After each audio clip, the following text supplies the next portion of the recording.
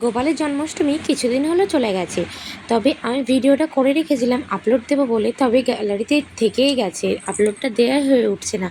আজকের দিনটি গোপালের জন্মাষ্টমী ছিল, তো সেই জন্য আমরা সকলে মিলে বেলুন কিনে এনেছি কিছু। তো সেই বেলুন দিয়ে আমরা গোপালের জায়গাটা সাজাবো আর বাড়ির চারপাশে কিছু বেলুন দেবো বাড়ির সামনে। আর আমার মেয়ে তো বেলুন নিয়ে খুবই ব্যস্ত। ওইদিকে বরমশাই সেও বেলুন টাঙাচ্ছে, কারণ ওই টাঙাচ্ছিল বেলুনটা। আর এদিকে গোপালের সবথেকে প্রিয় যেটা, সেটা হচ্ছে তালের বড়া। আর এদিকে মা তালের বড়াটা রেডি করছে, এখানে দুধ চাল দিচ্ছে, তালের ক্ষীর করবে সেই জন্য। আমরা তো এটাকে তালের ক্ষীর বলি, তোমরা কে কী বললে অবশ্যই কমেন্ট করে জানিও।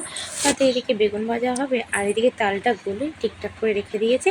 তো এদিকে তালটা তৈরি করতে শুরু করে দিয়েছে মা, সাথে আরও অনেক কিছুই তৈরি করছে। সেগুলো যখন হয়ে যাবে আমি তোমাদের সাথে শেয়ার করব।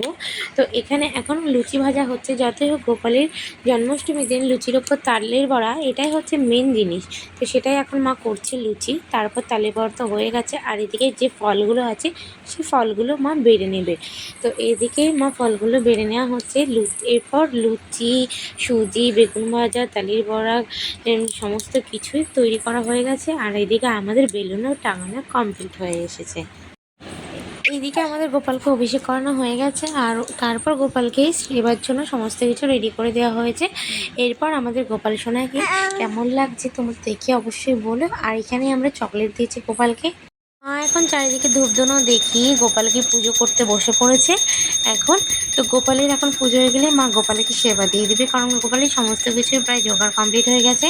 তো এইভাবে আমাদের আজকের দিনটা কেটেছিল গোপালের জন্মাষ্টমীর দিন। কেমন লাগলো ভিডিওটি অবশ্যই তোমরা জানিও। টাটা।